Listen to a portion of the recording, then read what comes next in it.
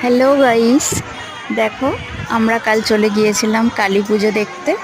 আমাদের আনুলিয়া শ্মশান কালী মাতার মন্দির এটা। খুব জাঁকজমক করে পুজো হয়। মাকে এখানে সুন্দর করে শাড়ি পরিয়ে সাজানো হয়েছে। এখানে একদিকে হাতিরা ঢাক বাজায়,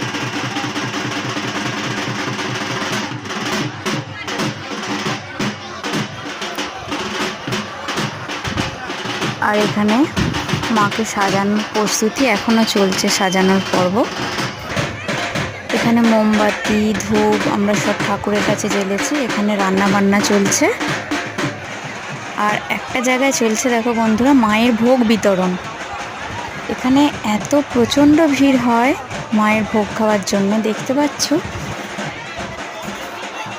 সবাই ভোগ খাওয়ার জন্য লাইন দিয়েছে।